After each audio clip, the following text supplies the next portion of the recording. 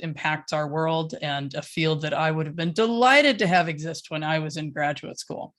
So we are unspeakably delighted to be able to host this series and to welcome the host of the series, Jesi Taylor, journalist, Discard Studies co-editor, philosophy graduate student, and true advisor.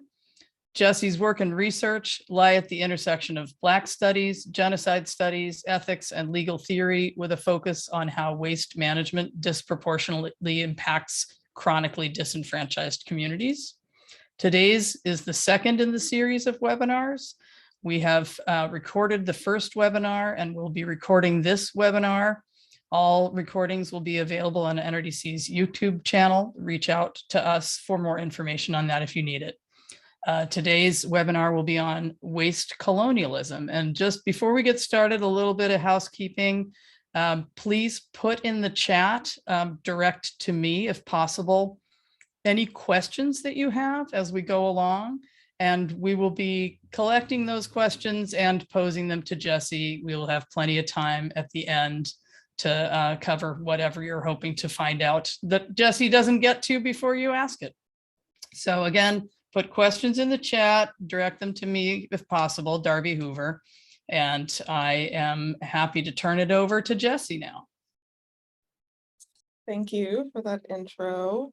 And I just wanted to express again, thanks for everybody who joined us today. I know there's a lot going on in the world, and I genuinely really do appreciate you all coming to share this space and time with me here for this second installment of the Seed series.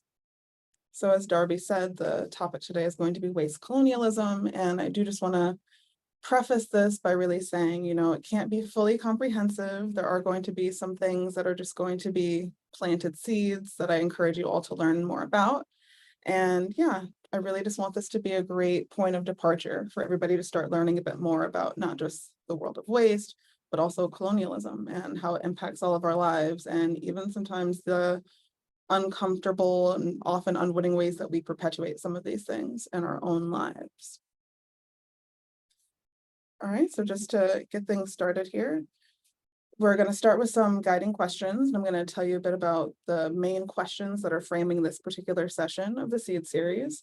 Then I'm going to define some key terms, and a lot of the terms that you're going to hear are, you know, some words that some people tend to use interchangeably or mix up, and just to really get us on a nice, clear footing of what exactly I mean when I use these words later on in the presentation.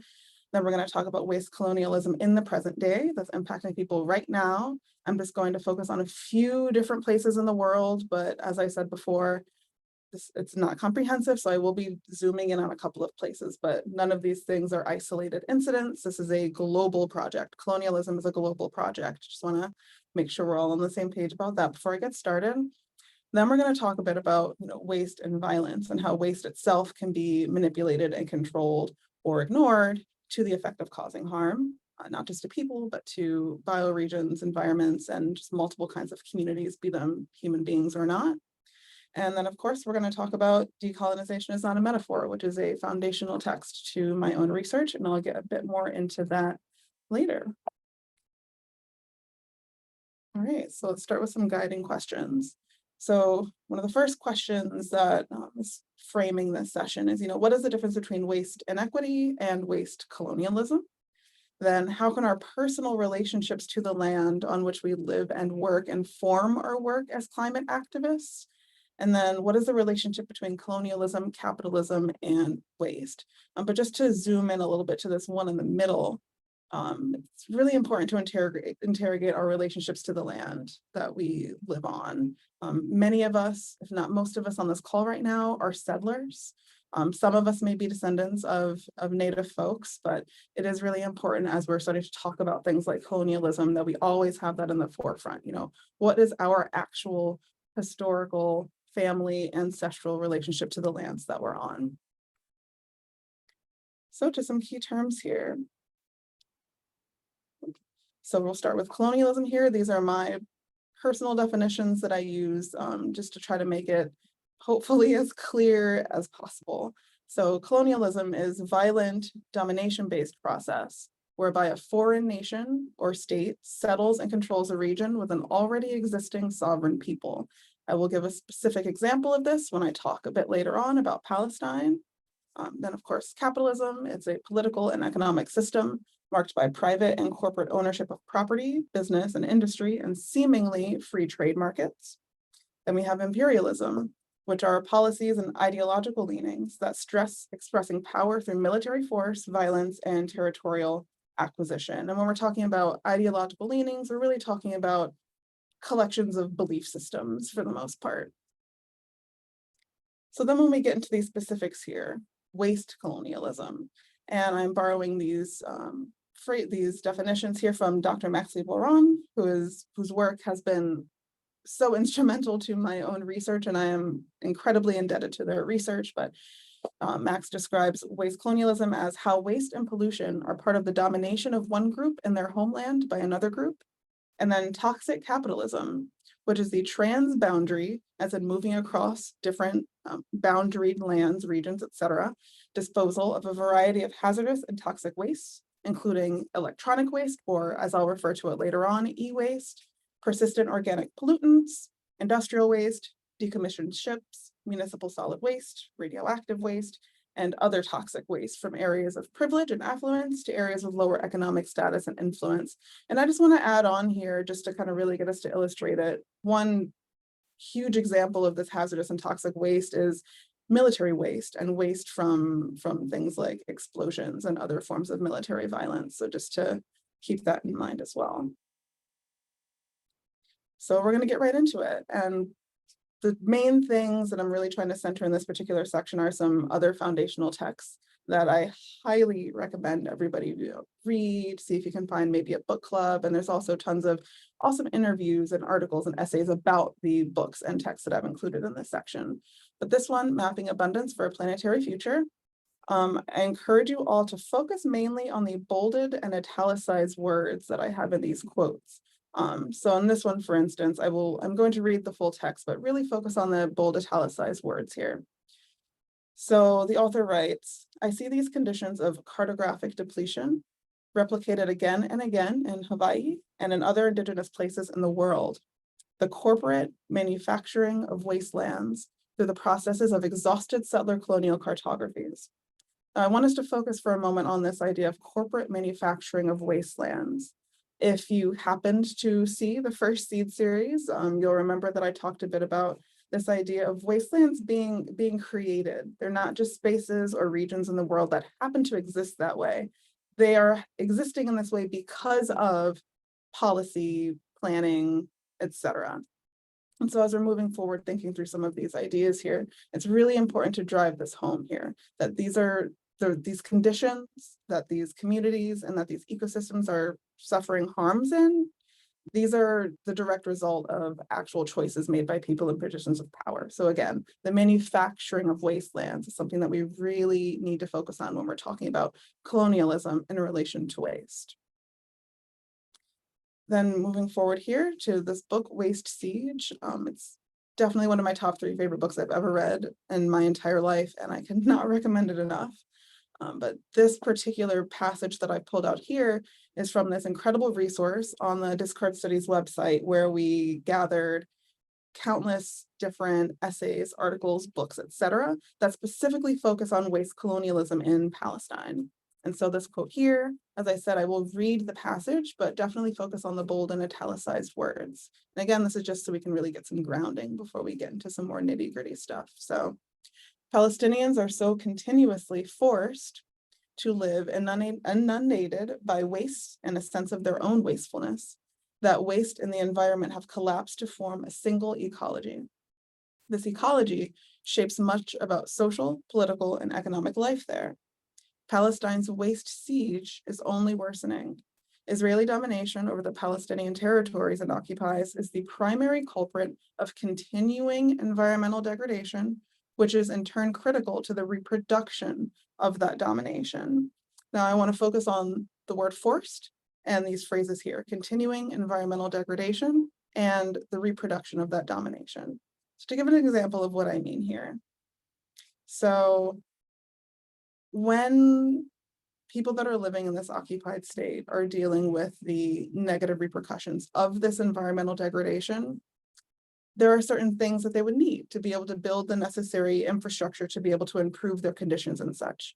Unfortunately, when you're living in an occupied territory, there are things like blockades and checkpoints that not only prevent necessary materials coming in for you to change your situation, but they also prevent those waste materials, those toxic waste materials, from coming out. And so this leads to things like groundwater pollution, air pollution, etc. But sadly, this also impacts not just waste infrastructure, but things like water infrastructure and electrical power infrastructure as well. And when you combine that with the fact that about 50% or more of all of the e-waste that is generated, produced, used, etc., in the region is illegally dumped in the area, you've really got, you've got a recipe for literal disaster, for a specific type of violence that is specific to waste colonialism. And so when you have these blockades set up that are preventing materials not just from going out, but from coming in, this is where you have all of the issues that people are dealing with for the most part. And I italicize this continuing environmental degradation piece here, because that's exactly what it is. It's never just like a one-time isolated incident. It's not just one cleanup of one area and all of a sudden everything is going to be solved. This is a long-standing problem that is not only polluting soil and groundwaters, but so many other regions and areas as well. So this is also something to keep in mind. And I do want to add again that this is not just happening in one area. Think of any other place in the world that you know of where there's colonialism happening, like the US settler state, for instance, but this is a global project and just something to really keep in mind. Often when we think about different regions, even just bringing it back to the United States here, there are many regions here where there's this kind of growing popular consensus that, these people are quote unquote living in filth, or why don't they just change their conditions? Why don't they just miraculously somehow change what's going on, change their circumstances and just clean up? That's not always possible.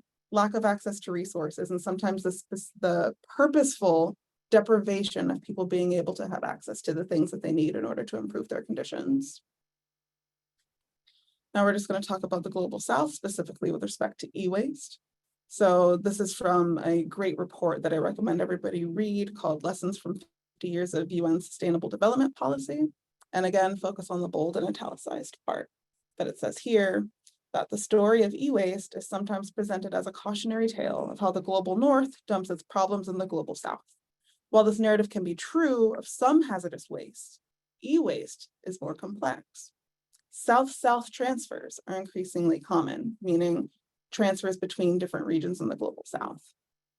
Ending overconsumption of electronic products in the North will not stop toxic fumes arising from burning e-waste in different regions. So I say this, and I really want to stress this as well, because some of the things that pollution can cause, specifically e-waste, are things like brain, heart, liver, kidney, and skeletal damage. And it's not just the people that are waste workers actually physically handling these materials, it's the people that live adjacent to these sites. And when there's more and more of these sites being developed, you have a more widespread situation going on with people that are suffering these harms. And if we think about how these products are not only produced, but the rate with which they're being consumed and then discarded because of things like plant obsolescence, the next new smartphone that's being released that has to be replaced because the old one is broken. You just have this endless cycle. And ultimately, the people that are being disproportionately harmed by this specific type of pollution are people living in the global South. Then of course here, this is another fantastic book. It's Pollution as Colonialism. It was released, I want to say, in April of this year. And actually, if you go to the Duke Press website, you can read a free introduction via PDF on the website. So I highly recommend you all check that out.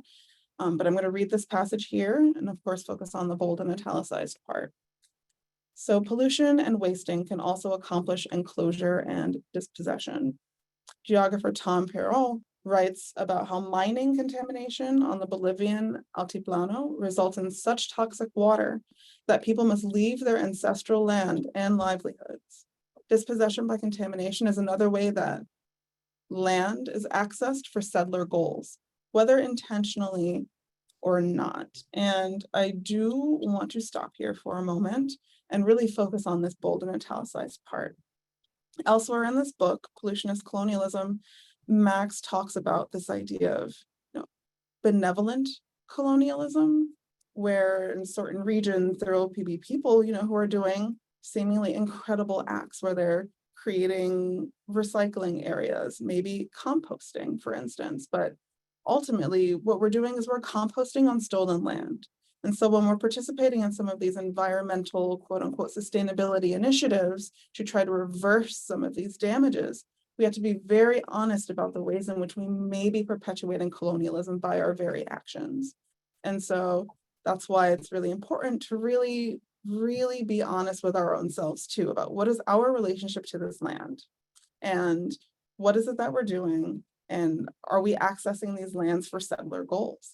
And this is where capitalism comes in, where, what are the reasons why we're setting this up? Is this a profit-driven project that we're working on?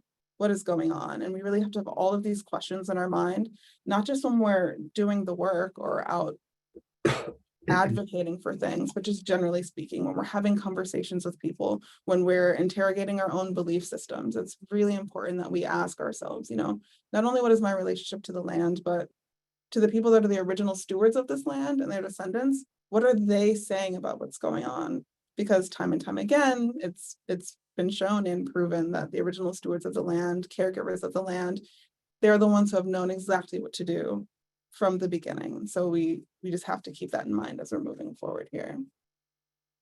So now we're just going to get a bit more detailed here into waste and violence and how it can be manipulated, controlled, ignored to the effect of causing harm. So Tuck and Yang are the authors of a piece called Decolonization is Not a Metaphor. And again, I'll share a bit more about that text later on. But I want to point out this one particular passage that says, "This violence is not temporarily contained in the arrival of the settler, but is reasserted each day of occupation." So again, it's not an isolated incident. It is a continuous thing that happens over time. It is an ongoing act of violence. It is often a slow form of violence that is happening and that is impacting people. And so I'm focusing on three specific things here with respect to waste specifically: pollution, facilities, and toxicity. But it's also important to note as we dive into this that even the fact that there are the conditions of possibility for these things to happen, that's part of the issue as well. The fact that they can be generated, that they can happen at all, is part of the problem. So when we're talking about pollution, we're talking about constant and disproportionate exposure to toxic chemicals and particulate matter in the air, water, and soils. And again, this isn't just the people that are working in waste and handling the materials themselves. It's the people that live adjacent to these areas. And as these regions become more and more filled with these pollutants, the more it spreads, because it's just becoming bigger and bigger, more and more waste, more and more particulate matter being spread out through time very slowly. Then when we're talking about facilities, we're talking about the physical encroachment and control of movement via siting of landfills and illegal dumping grounds. To go back to Palestine again, this is a huge issue going on, not just because landfills are a primary source of soil and groundwater pollution there, and not only because landfills are often actually targeted sites for explosions in Palestine, but because, really think about it, really illustrate it in your mind, the physical encroachment. The more spaces you have that are being taken up by either legal, illegal, regulated or unregulated waste infrastructure, you are physically limited. Your actual body is limited with where you can go and what you can do. And this in itself is a form of violence. Then we have toxicity generally, which is the refusal to clean up, monitor, and safely regulate hazardous, toxic, nuclear, construction, and demolition waste. And just to bring this one a bit closer to my locality, for instance, if you look at different bills that are being proposed in the assembly, for instance, there are some that are just now coming up to ensure that trains that are transporting waste and buses that are transporting waste are properly secured so that they don't release particulate matter into certain areas, which of course happen to be primarily chronically disenfranchised communities where mostly Black and Native people live. And so as we're just thinking about all of this, we just really have to focus on this idea that, it's not just a one-time thing. This is an ongoing, perpetual form of violence that is happening, and it is specific that waste itself is being used as the weapon. All right, so to differ a bit, dial it back a bit. If you, as I said, we're in the first seed series, you may remember this, but it is very important to bring this up again so we can know what the difference between waste colonialism, which is more of a land domination based system, versus waste inequity, which is something that, this can impact so many different things, but it's not directly tied to land specifically. There are other things going on here. So waste inequity, it's the compounded effects of public policy, city planning, and structural violence that result in harms and hazards that disproportionately impact chronically disenfranchised communities with respect to waste. And I use chronically disenfranchised on purpose instead of saying something like poor or low income, because it really drives home the point that this isn't just something that people happen to be dealing with. This is the direct result of decisions that were made by people. And not only is it happening now, it is chronic, it is long lasting and ongoing, and these people are disenfranchised. They're deprived of the rights to be able to change their situation or prevent themselves from suffering these harms. So just a few examples here. There are 4.4 million people that live within a 3-mile radius of all 73 incinerators in the US. Most of these people are people of color, but primarily Black and Native people, just to be very specific. And of course, 79% of municipal solid waste incinerators are located in environmental justice communities or EJ communities. And then Black Americans are 3 times more likely to die from exposure to air pollutants than white American counterparts. But on this final point, I also want to make it clear that this is not an isolated incident. Anywhere you go in the world, this is what it's going to look like. The people that are going to be disproportionately impacted are people of color. Wherever you go in the world and look at this, unless of course you go to a place where it's a homogenous racial mixture of people, but in that case, you're still going to have these people suffering harms, being chronically disenfranchised, regardless of race. It's going to be people that are in a that are making less money, that are living in communities that have less access to things that they need, and people that are living in regions impacted by food apartheid. But it's always people that are chronically disenfranchised that are going to be disproportionately impacted no matter where in the world you go. And then this is one of my favorite GIFs I've ever seen on the right-hand side here. It's the development of landfills in the US settler state. If it's a red dot, it means that it is a currently functioning, working landfill. And if it is green, that means it is closed. Sadly, if it is closed, that does not mean that it is not possible for it to still cause harm or impact people's lives, but it's just to give an illustration of where all of these landfills are popping up. And if you see where you live on the map somewhere, think about who's living in these areas. So, as I said here, it is important to keep in mind that this is the result of planning, design, and the deliberate choices of people in positions of power, and that constant exposure to air pollutants emitted by these waste facilities can increase your risk of numerous types of illnesses. And this is not just for the people that are living near these spaces of waste infrastructure, but it's also the people that are working in these waste facilities as well. So that's something to keep in mind always when we are throwing our trash away. It is not actually going away. It is going to somebody who is going to be actually handling those materials. So it's really important to keep in mind. On a later seed installment, it's going to focus specifically on why sanitation work is an act of community care. And I'm going to dive a bit more into kind of the details about that and how to make sure that you yourself, as somebody who is a waste generator and somebody who puts their trash into your local waste infrastructure system, how you yourself can help prevent harms that are being faced by sanitation workers. So it's also something to keep in mind. Now, this is here because this is just to really get back to our main topic at hand here, which is waste colonialism. Now, this image on the left, as it says here, it's the export of e-waste in tons. And it shows, e-waste generated each year and numbered, depending on where you are, and the flow of the e-waste exports from North America, from Western Europe to different places. Now, I put this here, and I'd love to shout out the work here of David Pello, who talks about how moving waste across borders is itself an act of environmental racism and arguably as well waste colonialism. Given that the technology industry, it's one of the fastest moving industries across the world, it has been for decades. Hello discusses how in the quote, global north, nations are heavily wired, while access to this technology in most southern nations is considerably lower, end quote. And even though the majority of the waste is sent to these southern nations to deal with. And so e-waste, as he says, it's defined as a large number of household appliances and other electronic devices like computers and cell phones, et cetera, that all contain things like lead, mercury, cadmium, and other hazardous materials.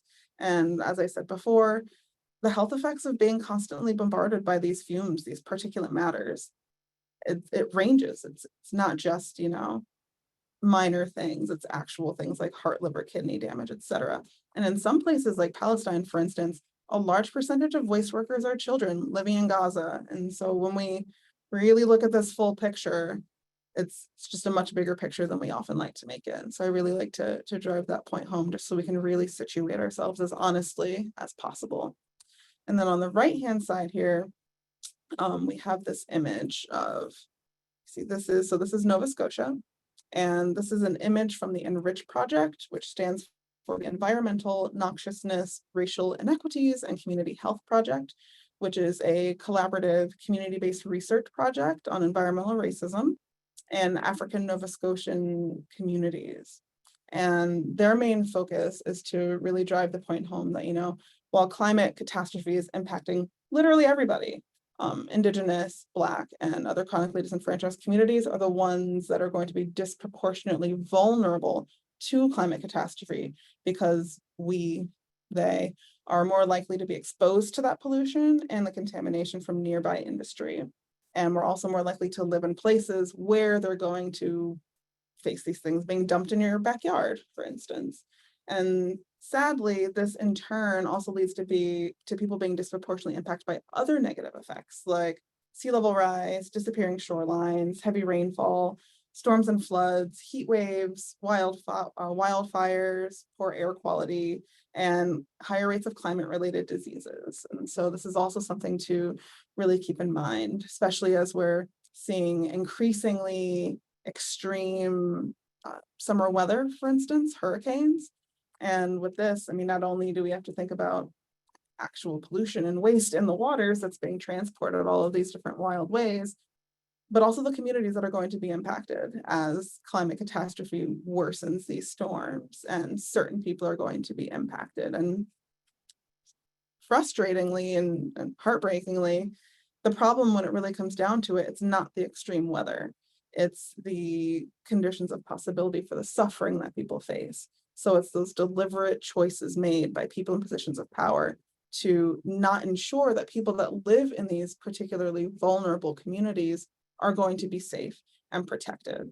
It's, the fact that there's going to be continued development and production in certain regions where they really should not be doing this type of work, but they are, to ensure that capitalism can be perpetuated. And so you have this vicious cycle of waste-related violence, waste colonialism, and waste inequity that is ultimately disproportionately impacting certain communities.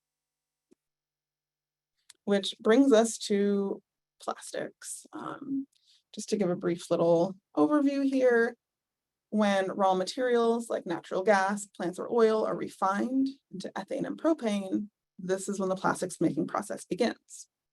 The ethane and propane, they're heated or cracked so that they can be transformed into ethylene and propylene, and then those materials are manipulated in different ways to create an array of different polymers and different types of plastics.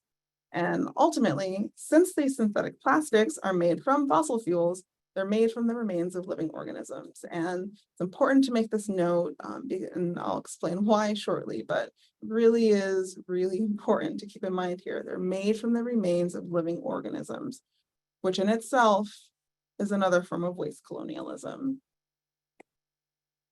So let's get into fossil fuels a bit.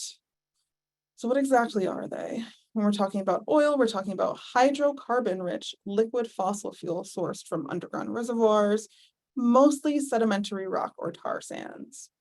Then, of course, if we're talking about coal, we're talking about carbon-rich rock extracted via underground or surface mining, and it produces heat energy that emits toxic and carcinogenic substances. And then if we're talking about natural gas, we're talking about methane-heavy gas, which is sourced from porous and permeable rock beds or oil reservoirs via drilling or fracking, and violently drilling into the earth with a high-pressure water mixture to extract gas. Now, I really want to focus in here on the rocks for a moment. When we talk about the development of soil, for instance, soil is really just it's the result of literally years and years, centuries, millions of years of the subtle erosion of rocks and other living organisms that are coming together. And it's really frustrating to know that we're dealing with a global soil crisis right now. Meanwhile, things like this are happening to these large rocks. And so when we're talking about waste colonialism generally and bringing in just all of these different types of natural things that are existing in our world, we have to tie this into the conversation as well, because it is all connected. All of these rocks that are being violently broken into, extracted to turn into these fossil fuels, those could have been used to help us make more healthy soil down the line. And so it's just this again, it's this vicious cycle that just continues to be perpetuated. Now, another reason why I really like to talk about that, the fact that this comes from living organisms, the remains of living organisms, is because of this quote, another one from Dr. Maxi Boron, that says, "Plastic is our kin. It's our relation. It's from ancestors, organic ancestors from a long time ago. And if you neglect your relations to that, then you're bad kin. Even when plastic is misbehaving, which means it's being bad kin, you can still do good kinship with bad kin." And this is from a great podcast episode that I recommend you look up if you're interested in hearing more about this. But there's also a brief interview from this as well that you can find online. But one of the main things here is, this italicized part, that you can still do good kinship with bad kin. And elsewhere, Dr. Boron also talks about how, we have these language and logics of things like imperialism, capitalism, colonialism, that kind of trickle down into our everyday conversations and our belief systems and our thought patterns, where sometimes our immediate response to something that we think is bad is just kill it, destroy it, that's it. Literally a colonial logic coming into place, just kill it, eliminate it, make sure it doesn't exist anymore. You can't really look at things like plastic or any type of anything that's created and generated on this planet in that way, because we necessarily have to coexist with it. And so when we are coming up with ways to respond to some of these crises that we're dealing with, we have to be honest about that as well. We can't just do like a full overhaul of every single type of plastic and just make sure it can't be there. There are certain types of plastics that are actually fantastic. For instance, in the medical, and I was going to say the medical industry, but yes, in hospitals and such, sometimes we need single-use plastics. Do we need it to the degree that we have it? Absolutely not. Must we ban production of most plastic production corporations? Absolutely. But we really have to change the way that we frame this. What is a relationship to these materials? How are they being produced? By whom? For what?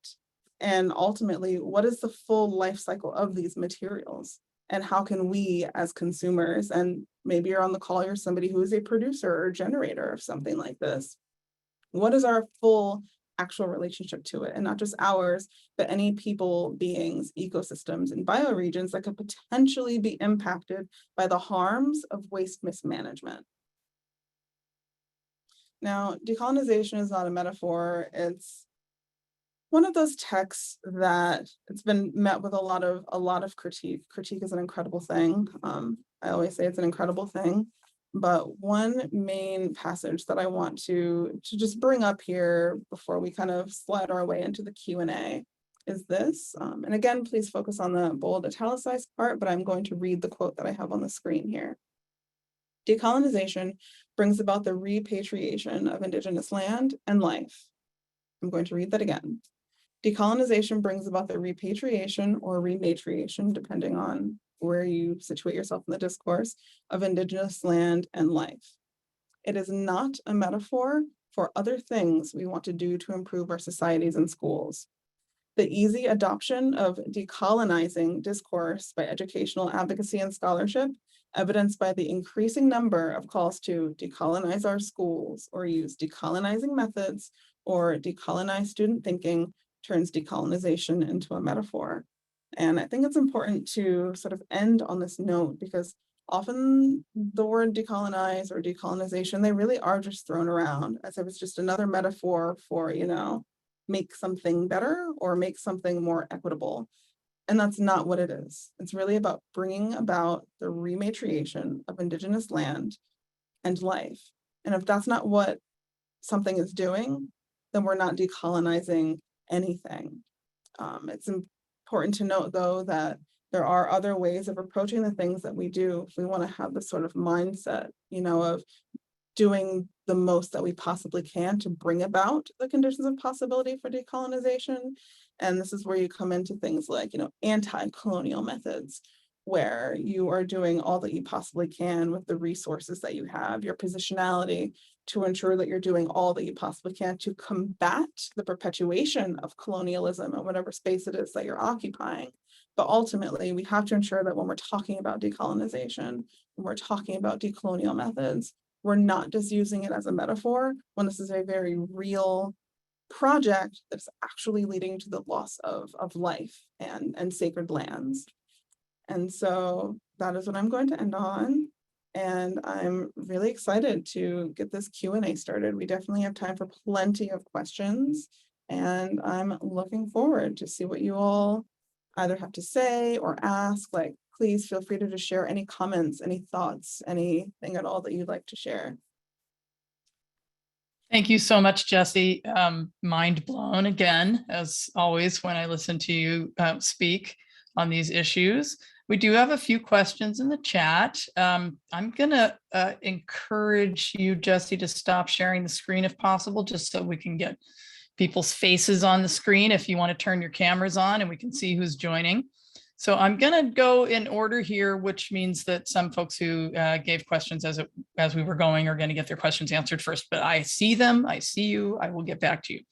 So to get back to when you were defining colonialism, Jesi, Emmy Christie noted that political economists are now writing on internal colonialism, which is focused on colonial projects within nation and state borders, as is perpetuated by governments against their own people. And Emmy wonders, is it worth highlighting the distinction between colonialism as a transnational project and internal colonialism when we're discussing the issue of waste? Fantastic question. And one, I think it really depends. I will also note the decolonization is not a metaphor paper I mentioned. It goes into exactly that. So I highly recommend that you look into that, but it really depends. What is the context? Are you looking to implement policy somewhere? Are you just looking to learn more about something? Would you mind maybe following up on your question? Because my honest, just like straight up answer is it depends on ultimately what you're actually trying to do with the information. Great. And I think that dovetails into a couple folks had further questions on decolonization. So one question from Ella Graham is, have a good sense of what decolonialization is not, but what is it? Or is it one of those things that can only be defined by negation? And then Hillary Neer also asked, can you share specific non-theoretical examples of decolonization? Yeah, I mean, land back. It's literally just that. And I recommend, just because I don't personally want to speak too much on what the specific things are that Native people are demanding, because my own relationship to my indigeneity, it's not, I don't feel comfortable enough, speaking on that, but I do want to say land back, Google land back, go to that website, look at those demands, because that's what it comes down to. It's about rematriating Indigenous land and Indigenous life, land back, period.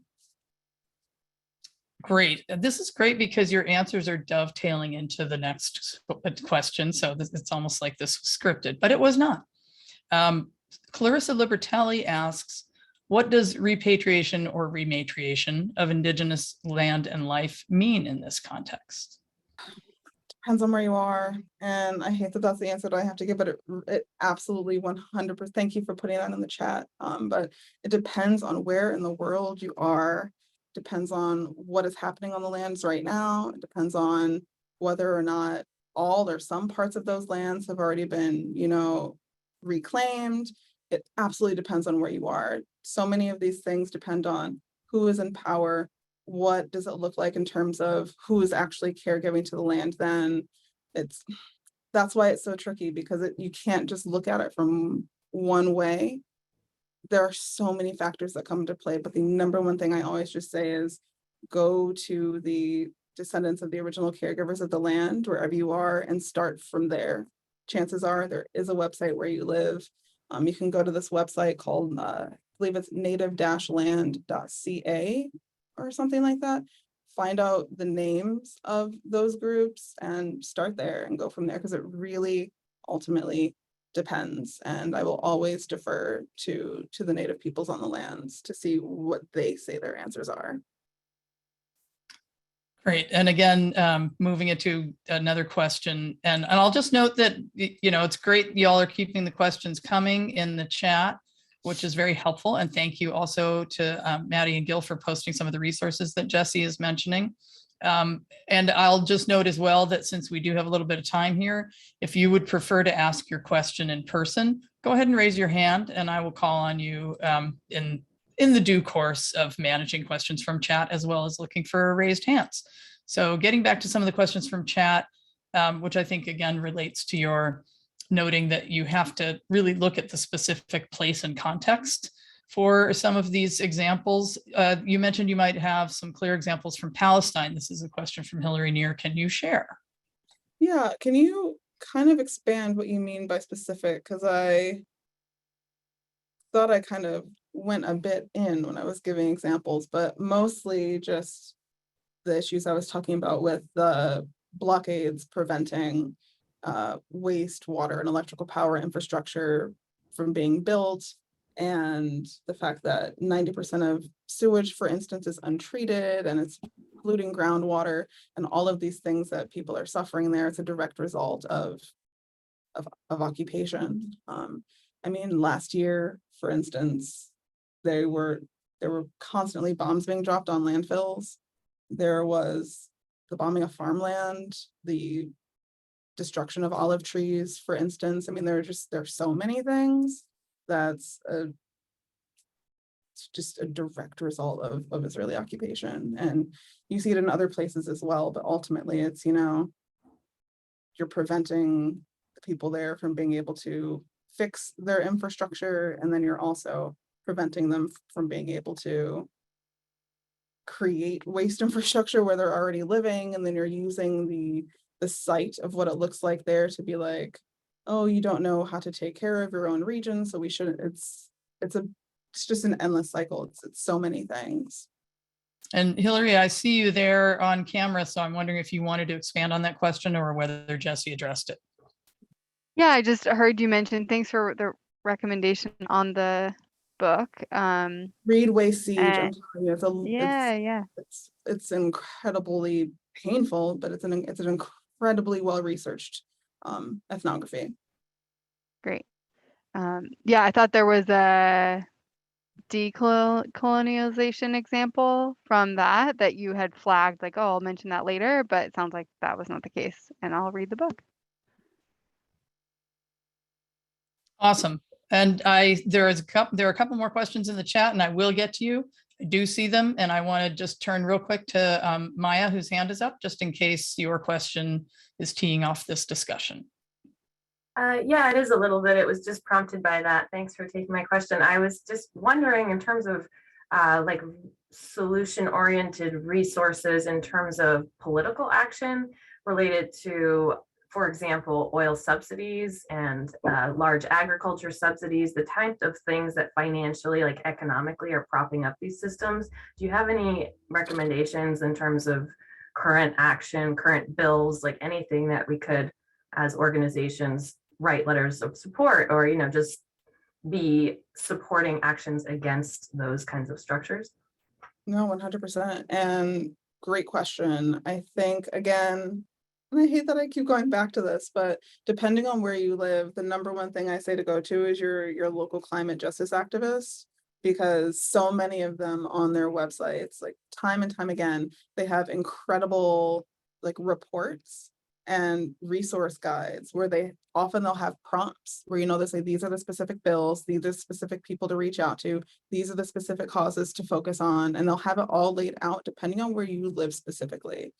So I recommend that. But I do also want to add, when you're off the clock, for instance, also just getting involved with your local climate justice organizations, because chances are there is at least one group or at least one person who's living in the community that you're in right now, who's doing the research, who's doing the work, and is just trying to get more support. And so I always recommend start there too. Great, thanks. Maya, I'm going to assume that answered your question because your hand is down, but let me know if not. A question from the chat, Monica Farge, and I apologize globally for mispronouncing anybody's name. I hope that I am getting them mostly right. Have there been any efforts to clean up closed landfills? Oh, definitely.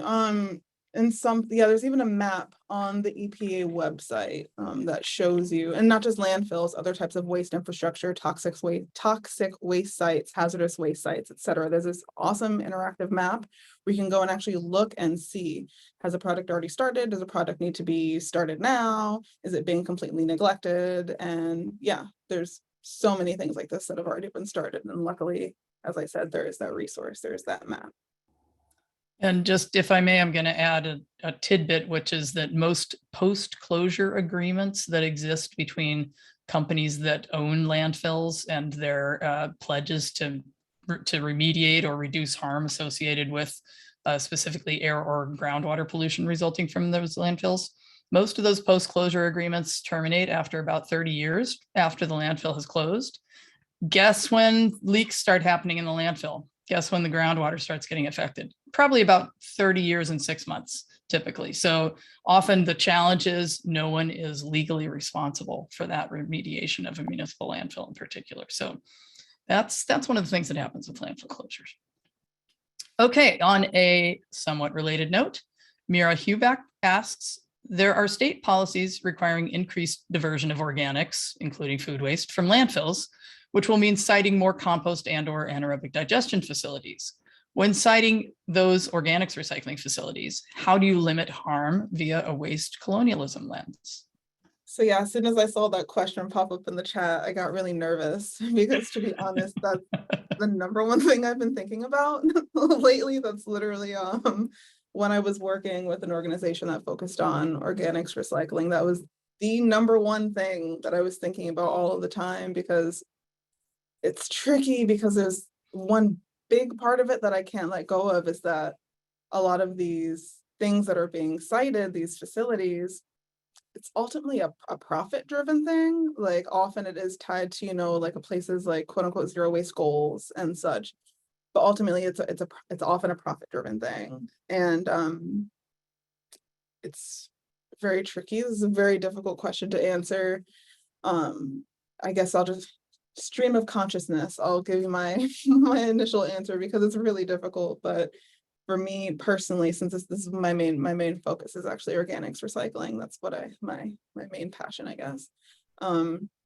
It's connecting with the native people that live in your region and asking them, talking to them, literally asking them and talking to them. That's been the main thing. That's the number one thing that I look to, because any way you put it, most of the people that are doing the siting and doing the proposals are settlers. And so it's a big, messy web of colonialism, just like period, when it comes down to it. And I think part of what we have to do is be honest about that. I mean, there are going to be things we could probably do to limit harm via waste colonialism.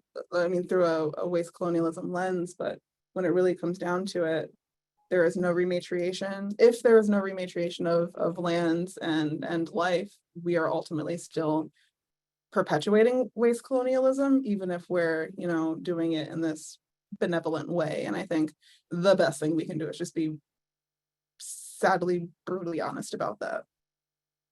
And I'd say from my standpoint as somebody who works on a lot of organics recycling policy and attempt to advise cities or help with development of infrastructure, I totally agree that involving affected communities as early as possible in any proposal design, and ideally in any job creation and any benefits that might accrue from these facilities or from enhanced collection, is vital. And then making sure that people actually have the access and the resources available to influence policy, which can be challenging.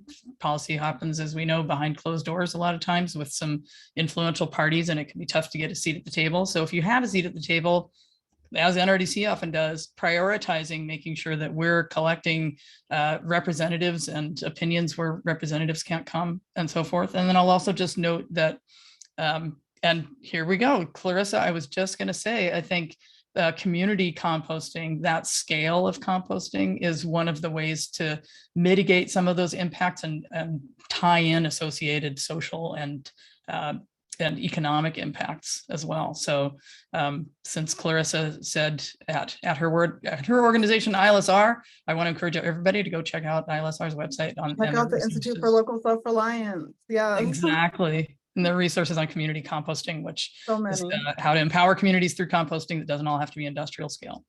And I'm going to add like a small point, just because I'm in the middle of writing a paper about anti-colonial approaches to organics recycling right now.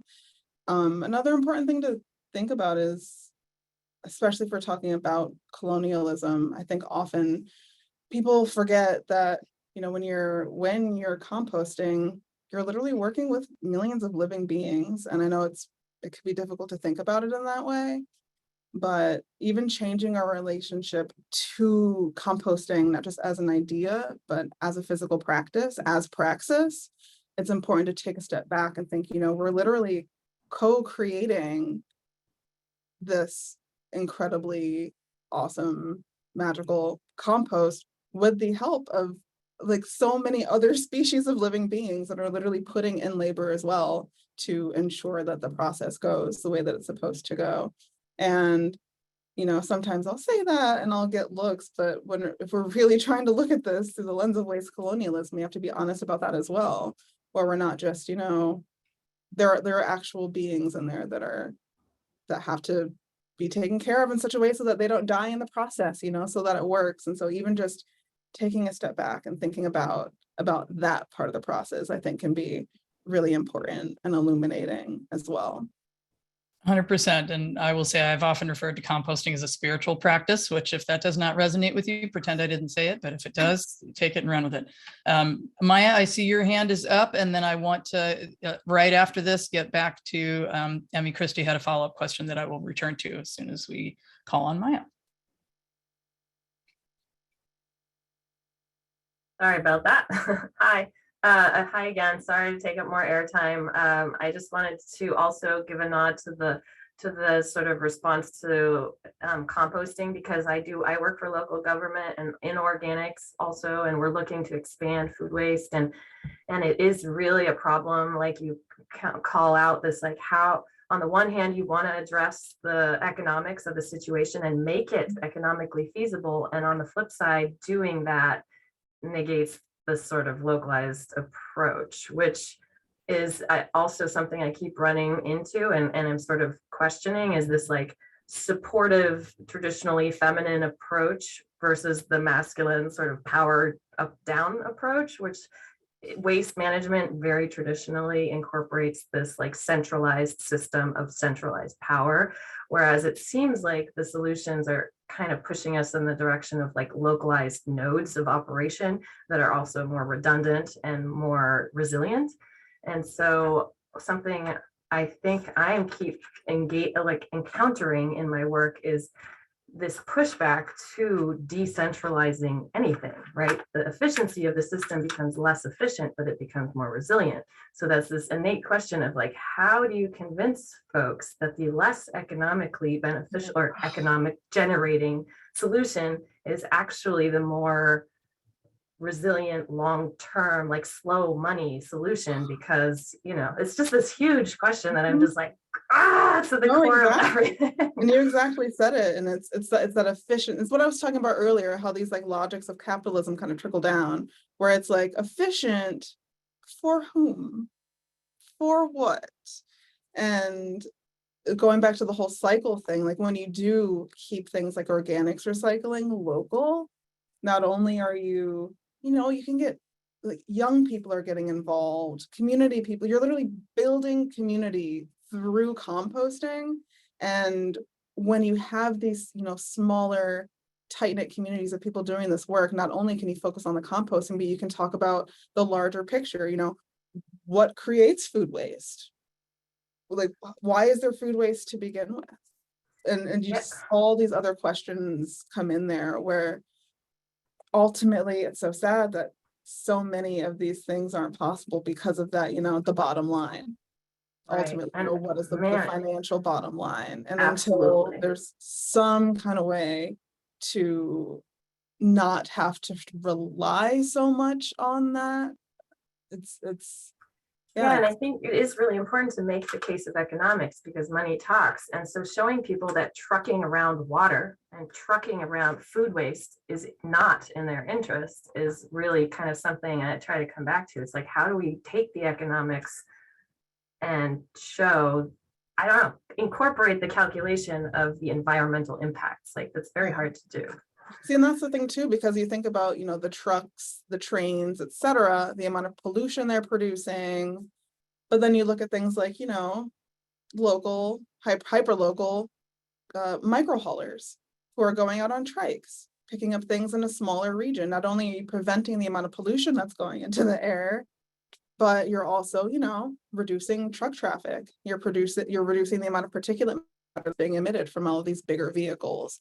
And so it's like, it's all these pieces of the puzzle that shouldn't be tied to capitalism, but they are. And yeah, it's a lot. But I think like having conversations like this, like they really do help you. Like one, you never know who's in the room. You never know who's going to hear this and take it to somebody and bring it to their higher, you know what I mean? But yeah, the conversations are so important. And just a couple little things I might add. One is waste management assumes the presence of waste. So to the extent that you can focus on waste prevention, you've got less that you got to manage. And then Exactly. the second is, especially with respect to organics recycling is not just about finding a way to direct things to. It's not just about putting something in a different bin. Recycling is what's going to happen with that thing that I'm trying to put back into a system. And in this case, you should focus on soil as the number one reason to organically recycle.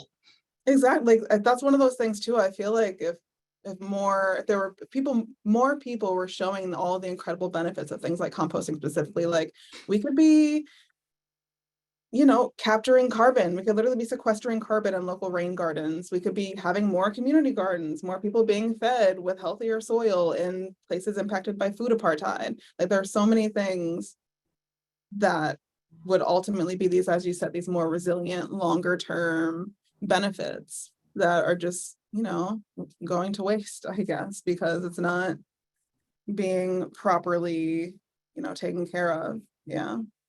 We need to be focusing not just on like circular economies, but regenerative economies.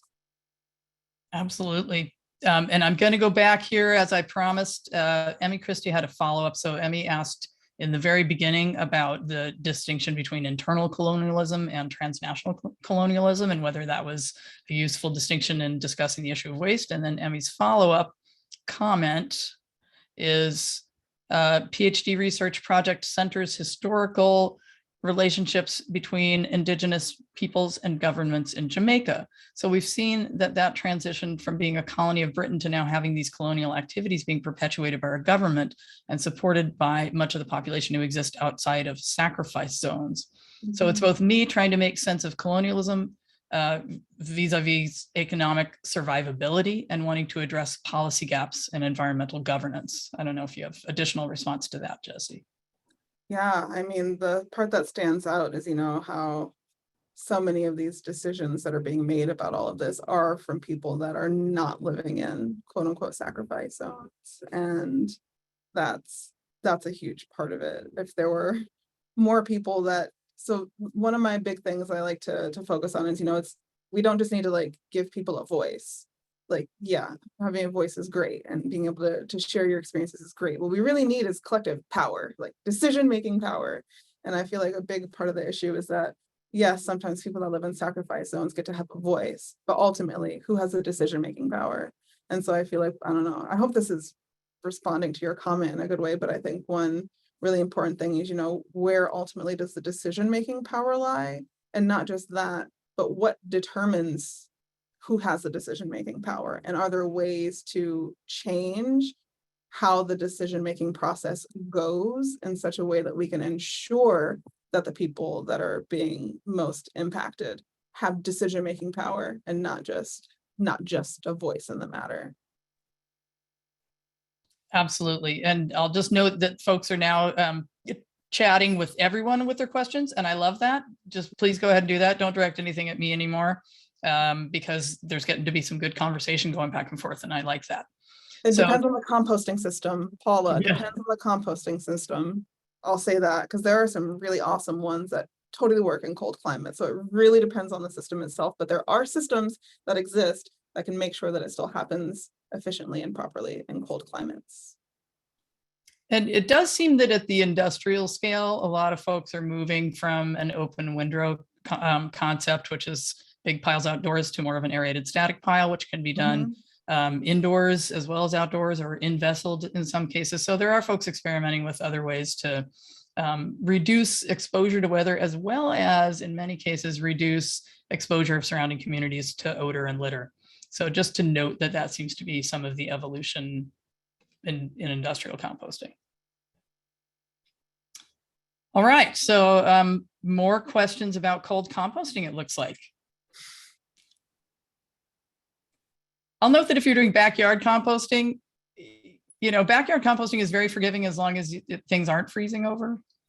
But as soon as things are freezing over, then you're really going to have to have the right combination of air, water, carbon-rich materials and nitrogen-rich materials, as well as the right size of the pile to generate the internal heat from the aerobic activity of the micro and macroorganisms to actually achieve the temperature to combat the freezing. So backyard composting gets trickier. Jesse, I don't know if you have additional comments or insights about.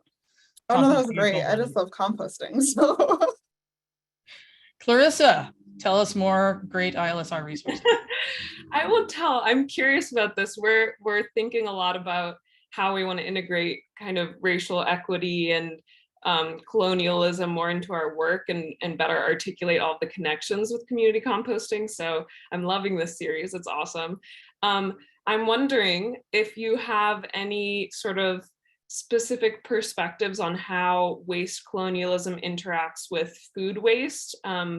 We just recently decided we were going to do a workshop in Spanish for home composting. And the woman who was working with us gave us the perspective of that for her, as someone who's Mexican, composting is like a way to honor the fact that we import so much produce from Latin America and then we waste that food. And so for her, it's a way to honor that, even though she can't return the benefits of compost back to her native lands. It's a way to honor that here. And that was a really cool perspective I've never had before. So just wondering if you have anything else like that to offer. I know that it's kind of different than other waste because, yeah, composting is a little bit different, but. Well, yeah. So one thing I'll always say about composting is like, as far as recycling goes, composting is like the recycling method that's always going to work if you do it the right way. There's no like only 9% of no. If you do it the right, you're recycling it. And so that's my number one thing. But I was kind of mentioning it a bit earlier, but the thing that I love most about composting is, as I said, it's the microorganisms. And just really, this is not an idea, it's just this reality that there are so many different types of beings coming together to co-create and collaborate on this project. And there's just something so beautiful about that to me. And it gets really interesting and kind of weird too in some ways, because I feel like we see all these like news articles come out that are like, oh, we found this new species of this that can digest plastic, and we have this new species of this that can do this. So sometimes I feel like we run the risk of, you know, further exploiting and perpetuating waste colonialism, depending, but like when you really do, as you, I forgot who was saying it, but when you really honor the process and really see how spiritual of a process it really is, you have this new, I mean, appreciation just for all of the different types of things that different types of beings can do. And like, not to get like too detailed into it, but even just thinking about the ways that these microorganisms that are invisible to us are literally silently communicating with one another in there, transforming these materials into something that can then be used to create new life. It's just like what, like, I don't know. It's really magical to me. Clarissa, did you have a follow-up noting the hand? Oh, sorry. I No, lowered no, it's the- Zoom, all the little Zoom, you know, things you got to click and unclick. I guess also I'm curious. I love that perspective. I'm wondering if there's any sort of like global dynamics of the flow of food waste, any ways that plays out differently than other kinds of waste. Maybe not something that I will probably look more into. I mean, it's tricky. I mean, honestly, the first thing that came to mind when you said that was food apartheid. There's actually going to be a seed series that's going to be specifically about food waste and food apartheid. So tune into that. But just generally speaking, like when we think about food production and the actual labor that goes into making even like a single cherry tomato, for instance, you know, all that goes into that, not just the rain, which, you know, is a part of the hydrologic cycle that's necessarily impacted by waste inequity. Then you have the soils, you know, are these soils healthy? What's going into the health, the environment of the soils within which the seeds are growing? It's like, it's just this giant cycle. So it's like tricky to dive into that, because there's so many ways I want to respond to that question, but ultimately it's just like, it's this huge cycle. And I mean, a big thing for me is like, there's this like picture that went viral of this poster from some march that said, you know, there is no planet B. And like, that's so real. And I know that sounds whatever cliche, but when it really comes down to it, we are literally just part of this giant ecosystem. The earth itself is one giant ecosystem that, I mean, 99.9% of us can't get out of. We're never going to leave the surface of this planet. And we have to coexist with all of these things, whether it's the waters, it's the land. And so it's literally necessary for us to look at these things in this way. Shout out to whoever just mentioned Robin Wall Kimmerer in the chat, one of my favorite writers ever. I highly recommend everybody read any of Robin Wall Kimmerer's book, but The Honorable Harvest, and offering the perspective of composting as an act of reciprocity and living in reciprocity with the land. Thank you for sharing that, Nicole. Definitely that. And then that also comes down to, you know, it's these are living beings, not just the microorganisms that are helping us compost, but the microorganisms that made it possible for those plants to grow, the fruits themselves, like all of these things are living beings. That's why they can be composted. It's living organic matter. And I think changing the way we even look at that is a really powerful thing, because it's just like, not only are we nourishing ourselves with this living matter, we're then giving it back to the earth so that it can create more of this living matter. And it can be this really incredibly beautiful cycle. If I was going to say if we let it, but if we're not deprived of the resources to be able to make that happen.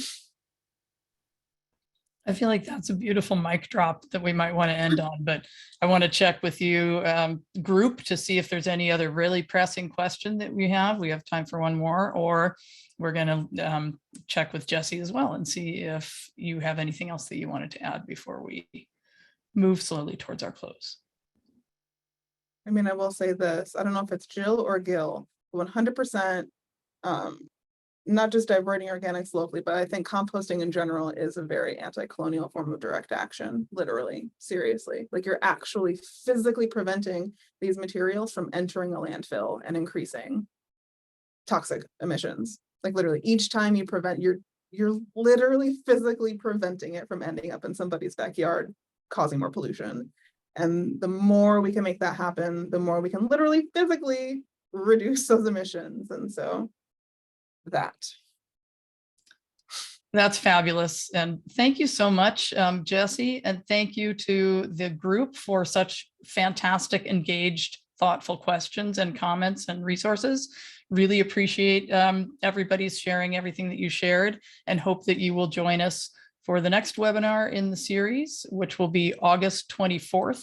The Myth of a Way. And I put the link in the chat to Maddie's blog, where we provide registration information for all the upcoming future webinars.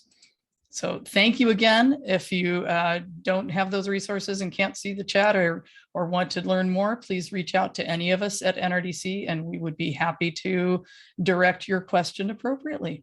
Thank you so much, Jesi. Really appreciate this great webinar. Take care, everybody.